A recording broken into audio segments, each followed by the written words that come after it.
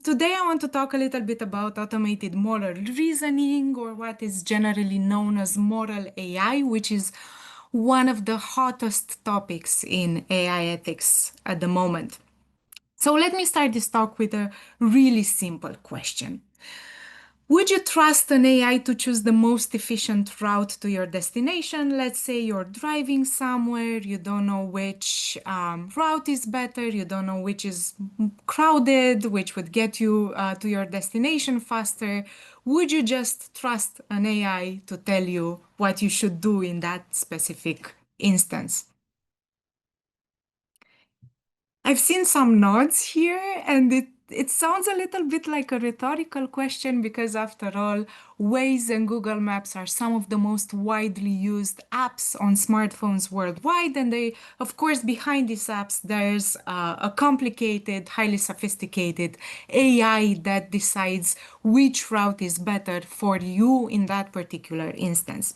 But let's change the question a little bit. Would you trust an AI to decide which patient should get a transplant or when a drone should strike a target?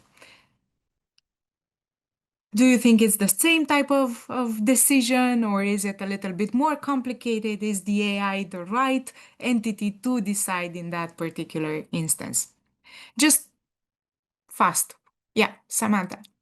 Not at this moment in time. Mm-hmm. Yeah, I guess so. We all have this intuition that in these types of decisions, AI is not the most proper entity to make a decision, right?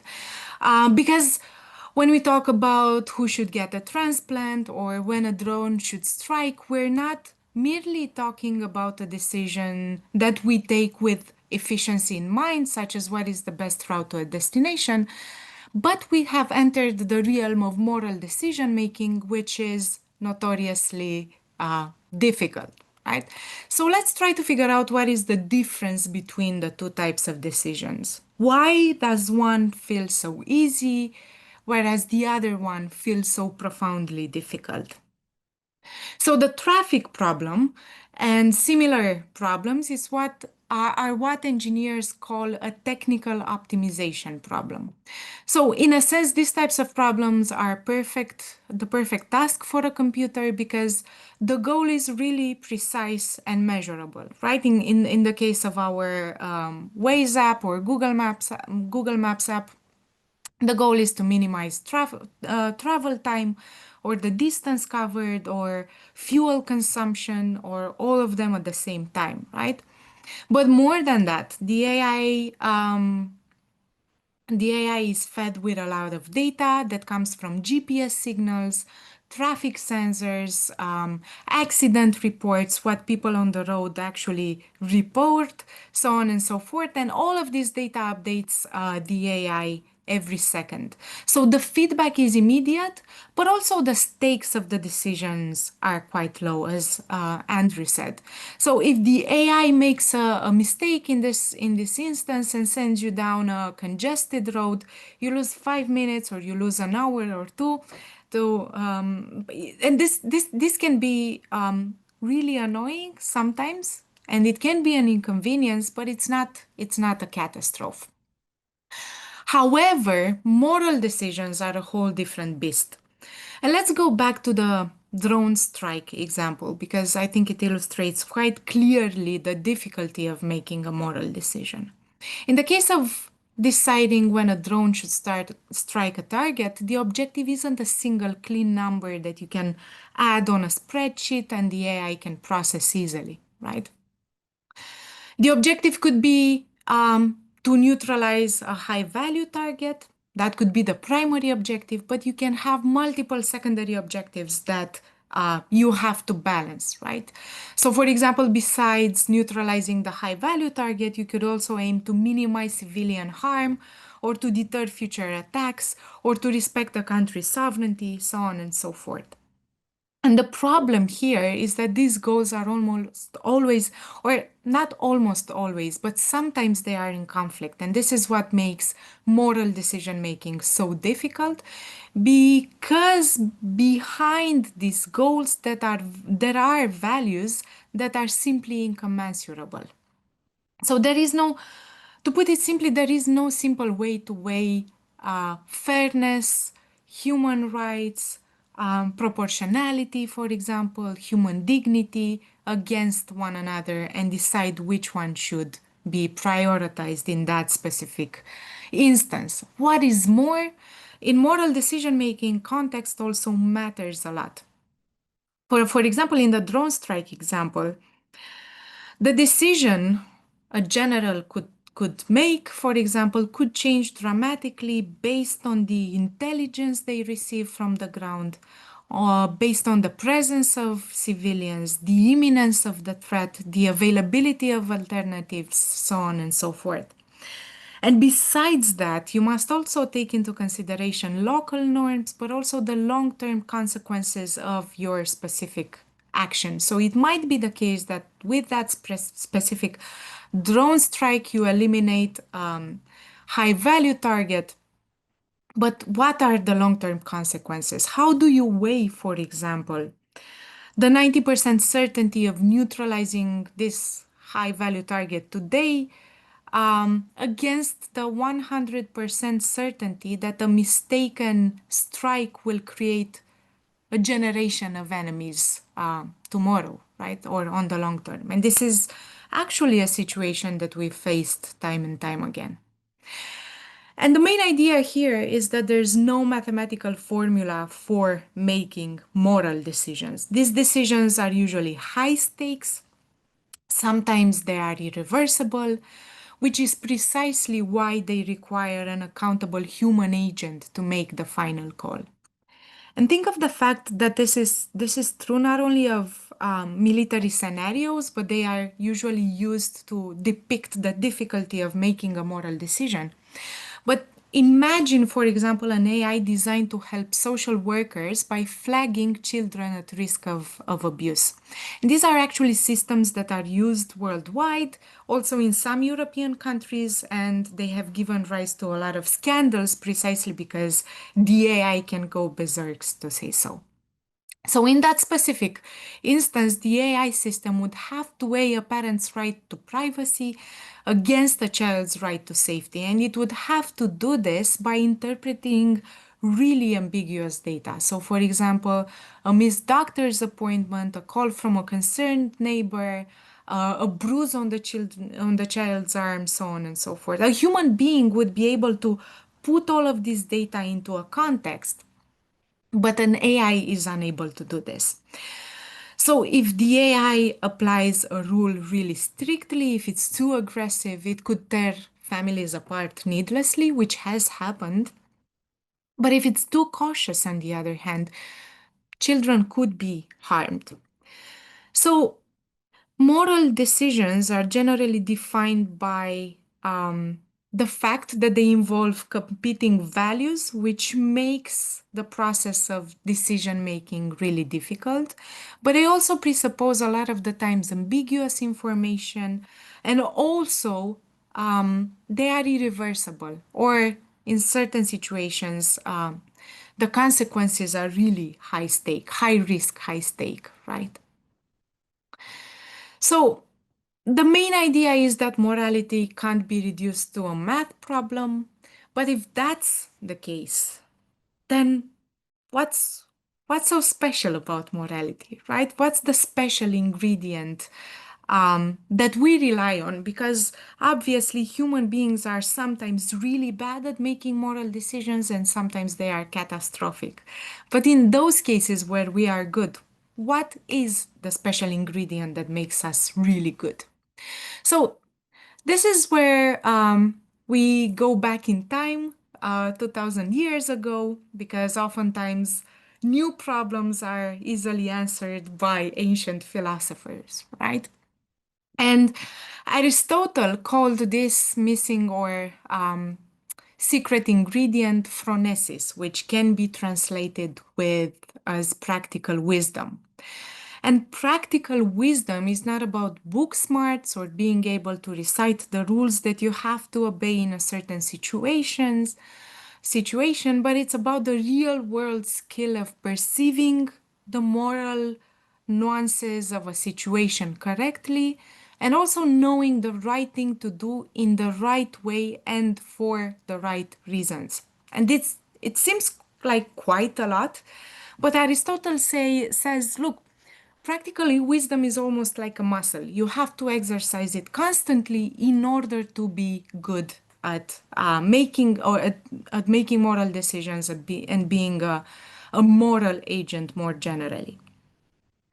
And practical wisdom involves several cooperating habits or human capacities, to say so. And the first one is moral perception. So, in order to have practical wisdom, in order to be able to do the right thing in the right way and for the right reasons, you have first and foremost to have moral perception, the ability to perceive the moral nuances or the moral dimensions of a situation in the first place.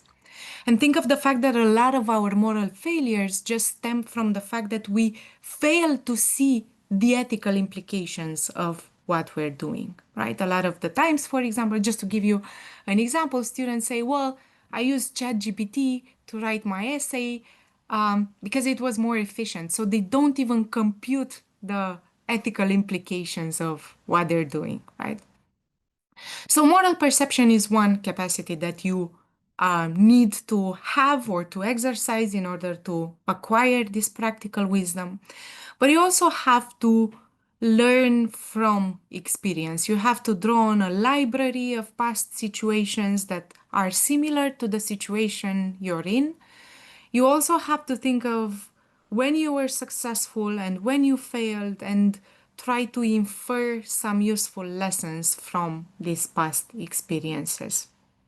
And this is an interesting dimension because it's where AI can actually get close to us in terms of learning from past data. Okay, so besides moral perception and experience, practical wisdom also requires empathy, which would be the capacity to imagine the situation from another's point of view. And, or to put it more simply, empathy is the capacity to understand what your decision will feel like for the people affected, because oftentimes moral decisions affect not just ourselves, but also other people. And you have to take their interests into consideration equally, right? So, in order to do that, you have to be empathetic. And last but not least, you also need the capacity of foresight, of thinking through the second and third order consequences of your choice.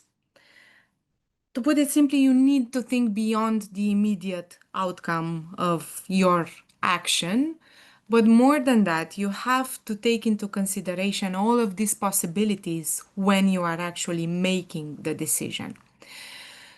So, practical wisdom involves all of these capacities, and we get better at it with time. The more we strive to be moral agents, the more we exercise our empathy, the more we pay attention to possibilities that are not immediately obvious, the more we think of our past experiences, the better we become at being moral agents and at moral reasoning generally.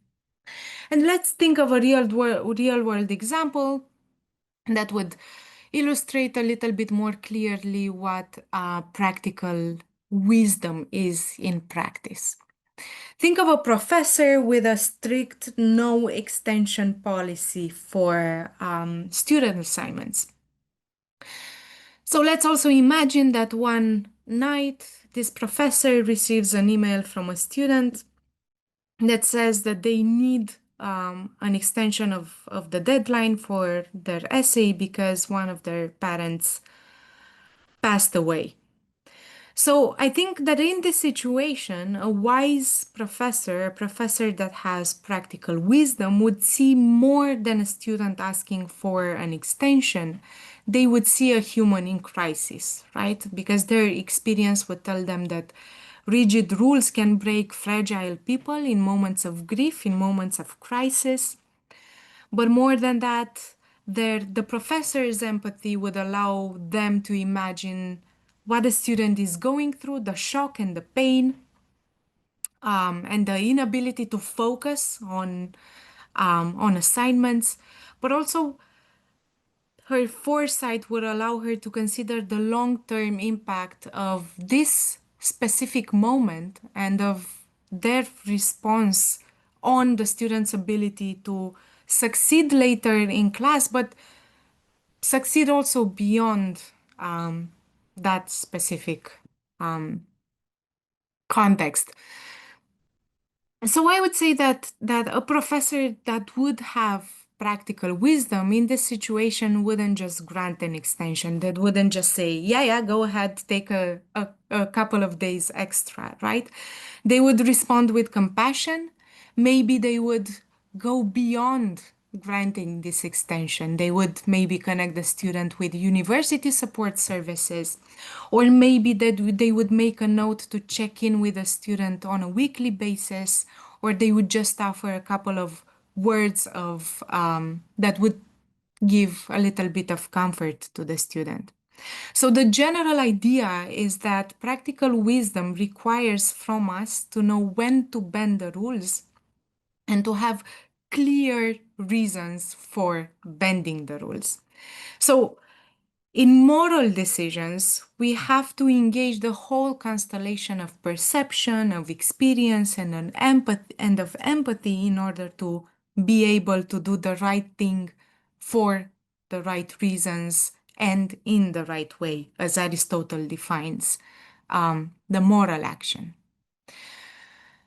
So this is the missing ingredient. This is what makes people really good. Some people actually really good at moral decisions. And the billion-dollar question: can machines acquire or develop practical wisdom? Can we ever expect a machine, even the most powerful one, say a quantum computer or something like that, actually develop it? So the thing is that a lot of people say, yes, obviously machines can be moral, especially tech bros from Silicon Valley. So their argument is that AI is already phenomenal at pattern recognition, at calculating probabilities, learning from vast data sets. And they make the claim that all of this capacities that AI has sound a lot like learning from human experience. So oftentimes you encounter this claim that AI can be moral because it can learn from human data, right? But I think this is where we have to be really precise because in my view and in a lot of people's view, there's a fundamental difference between processing information and having a vast trove of information at hand that you can process according to various rules, and actually possessing or developing practical wisdom. So one of the biggest differences between the two is that or one of the main reasons why I think AI cannot yet develop practical wisdom is that this essential human capacity is grounded in lived first person experience. What do I mean by this? Well, a human normally feels the way of a choice because they have to live with the consequences, right? Think of the fact that when we do something wrong, we feel regret, which has a strong motivational force because it guides us to be better next time. But more than that, when we make a moral decision, we can justify this decision before others, and others can respond to our reasons or to our justifications. They can agree with us, they can disagree with us, but we are creating a dialogue, and this dialogue can be a source of learning for us. But The thing is that AI has no inner life. It has no consciousness yet, or at least we don't have robust reasons to say that AI has an internal mental life. More than that, it has no capacity for regret, and it doesn't know anything about um, how it feels to feel something.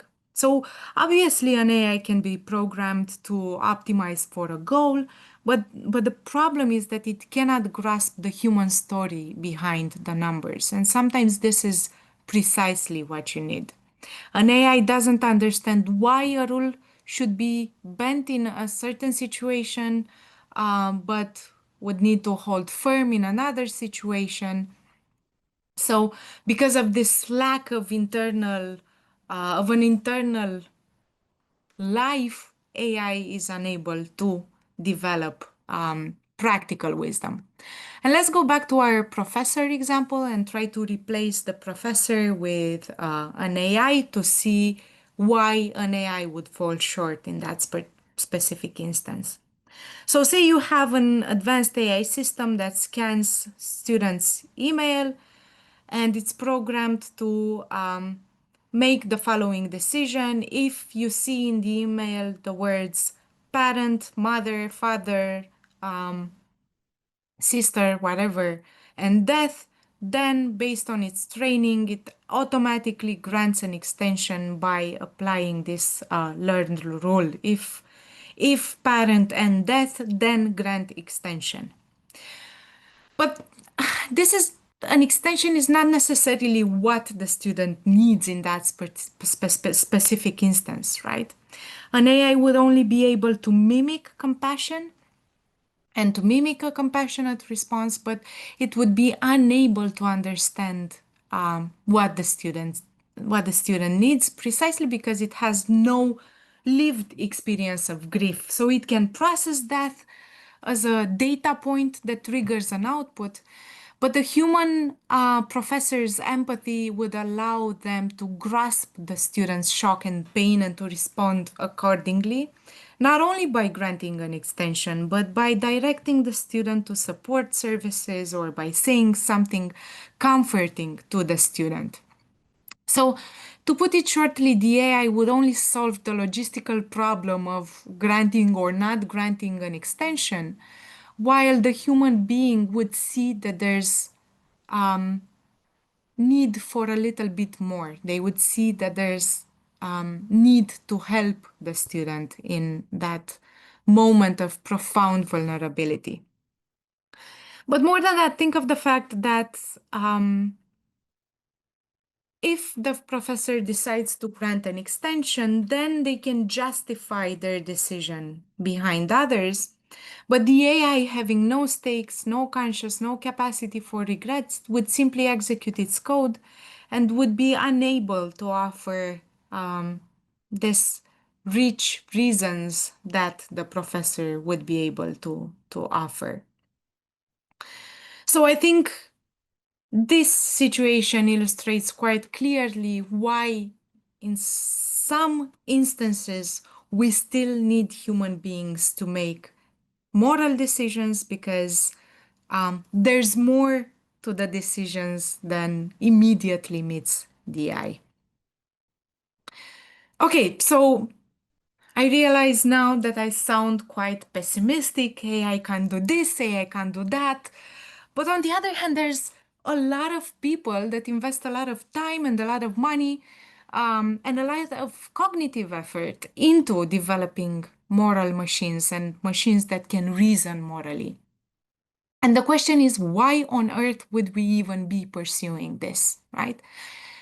And I think, in my view, the answer is um, surprising, right? Because the best arguments for automating moral reasoning aren't necessarily based on the idea that AI will be perfect or will be better than us, or that we will outsource moral decision making completely to machines. But the best arguments for creating this sorts of moral AI are based on the admission that we human beings are not perfect either. So in certain situations, I think a well-designed AI might be our least bad option, to say so. And Vincent Conitzer has this really interesting paper where he gives several reasons for why it makes sense to pursue this endeavor of building moral machines. And the first reason is speed. Think of domains like high frequency trading or like missile defense, because we've talked about this, where events unfold in milliseconds, right? Where you have to make the decision in a split second. And the human mind is simply too slow to make a good decision in such a short time. But an autonomous system would be able to make this decision instantaneously because it would be pre-programmed to make a choice, and this can be only our only viable option. And I think in his paper, Vincent Conitzer gives the following example. Imagine self-driving cars. They already exist. They already roam the streets in the US especially.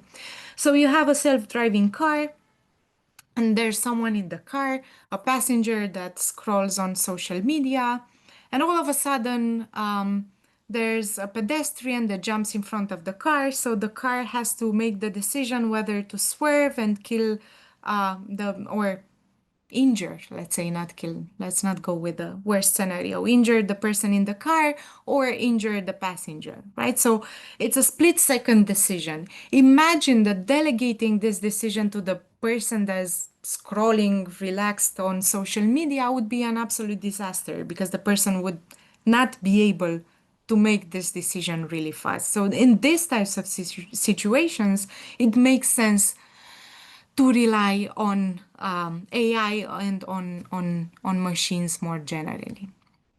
But more than that, we have the problem of scale. And think of social media platforms. Think of YouTube, for example. There are over 500 hours of videos uploaded every minute on YouTube.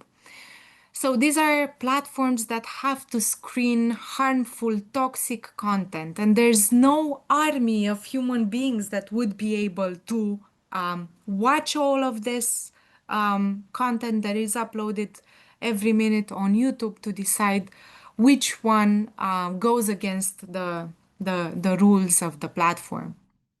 So I think of at that scale, automated systems aren't just a nice to have thingy. They are the only possibility for a first line of defense, to say so. But also in some cases, in some situations, moral reasoning must be or is deeply intertwined with the need for complex optimization. Think of kidney exchange programs, right?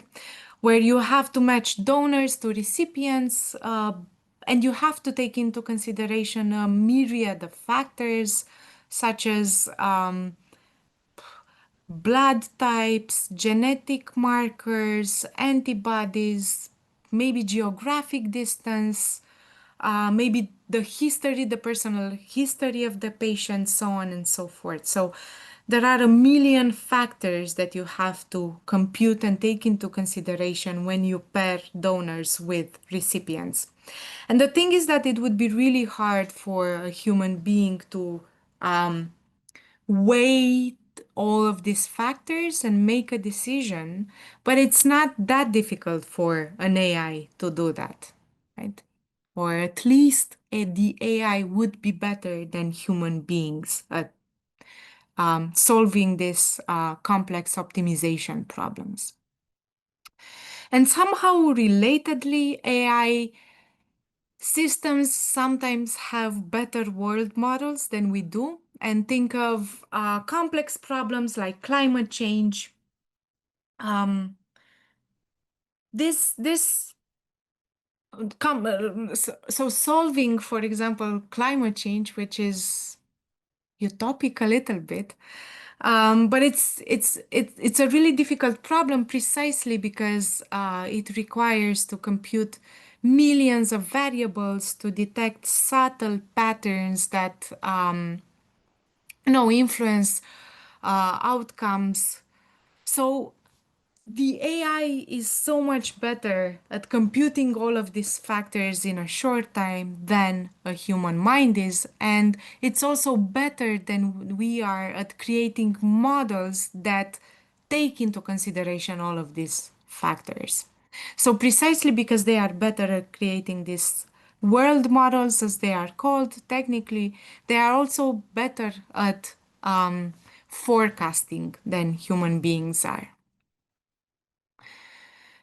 So it's related to climate change. A lot of people are making the claim now that climate change can only be solved through technology, through AI, and with the help of AI, precisely because of the complexity of the problem.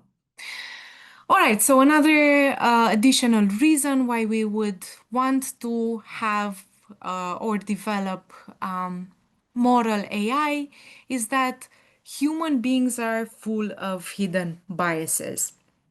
And just to give you a very famous example, there's a study that has shown that judges can give harsher sentences right before lunch because they're hungry. But immediately after lunch, they tend to be a little bit more compassionate, more lenient, right? But the thing is that an AI algorithm doesn't get hungry. And it's true that AI can have biases baked into it, but the difference between a human bias and an AI bias is that at least the AI bias is consistent, it's auditable, and in principle, it's fixable. But the human's hidden prejudices and biases are really hard to pin down in the first instance and to prove, but also really hard to correct. Also, related to this is the fact that we sometimes are poor decision makers. And think of the fact that we make terrible decisions when we're angry or when we're hungry or simply when we're under the influence. And in these situations, an AI can serve as a moral seatbelt, to say so, right? Just to give you an example, think of a really simple AI system embedded in your email that would add a 10-minute delay to the emails that you send late at night, right? And would ask you, are you sure you want to send this? And this could save you sending that angry email to your boss after you've had a couple of beers with your colleagues. Or even more interestingly, and this is something that can be done, but it's not done because it's not in the interest of the companies that have these types of platforms.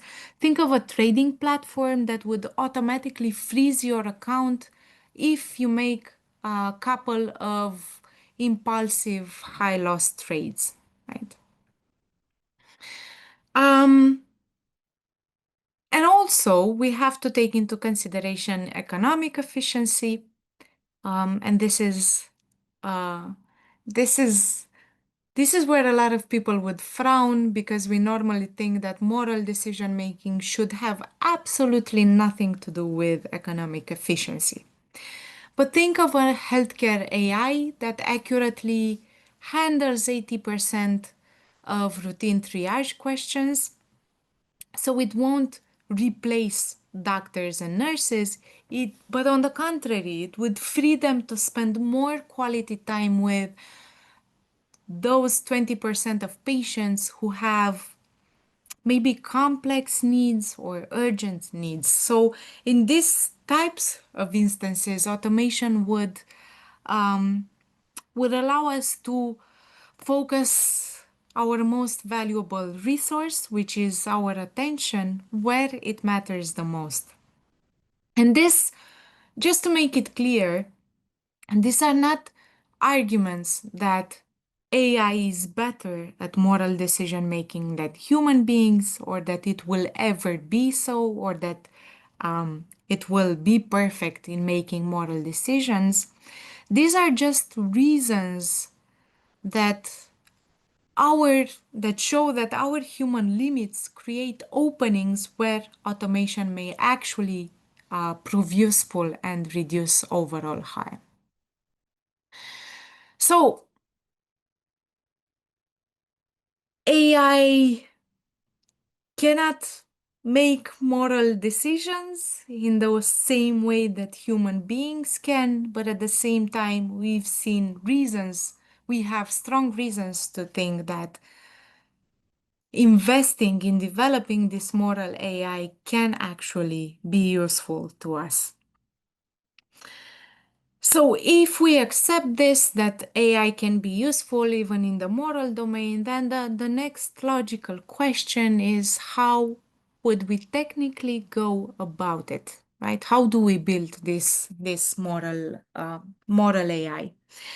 And the dominant approach today and the start of the tech world today is machine learning. So the main idea here is that we would want the AI to learn from or to learn human values by studying our behavior through the processing of the data that we leave behind, right?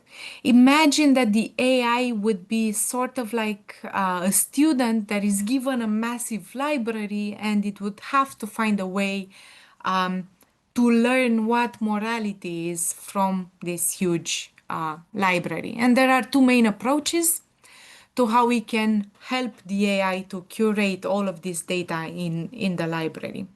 And the first approach is uh, I like to call it the expert panel approach, but normally it's called the domain specific approach to machine learning. And this is where we would train the AI on a very specific and high quality, highly curated data set. So, for example, we would teach an AI about medical ethics by having it study real life situations that hospital ethics committees, for example, have had to deal with. And there's one advantage here. Yes, I will end in a couple of minutes. The advantage with the expert panel approach is that the data would be high quality, but the disadvantage is that the learning process would be really narrow, right? But then the other approach is the wisdom of the crowd, and think of ChatGPT that learns from the whole internet. So it has a really wide array of knowledge about human values, human culture, so on and so forth. But if the AI learns our values, it equally learns our biases, our hatreds, our follies, and it's really hard to make the AI unlearn these nasty aspects of human psychology. All right, so I will end with, well, I'll skip this. We can return to the shortcomings of the learning approach in the Q&A. But I think that there's a clear path forward. We don't want to build an AI that completely replaces us in moral decision making. We want to build an AI that enhances us as moral agents, right? So this would require us to become the architects of that collaboration. And just as a good architect has a couple of principles on which he builds his work, I think we can have a couple of principles that can steer this attempt to build moral AI. First and foremost, human beings should remain in command. For every high stake decision, there should be a human being that should make the decision. Transparency, we must require AI companies to be transparent, and you would have to have the right to know why the AI made that specific decision if it affects you. But more important than that is the fact that we have to train designers and companies to integrate ethics into every stage of the AI lifecycle, from development to deployment. And finally, these decisions shouldn't be left only to tech companies and to engineers. We need public, broader discussions about what types of values we need to embed into our AIs. Okay, so I'll end here, leave some space for comments, questions, objections, and thank you all for being here.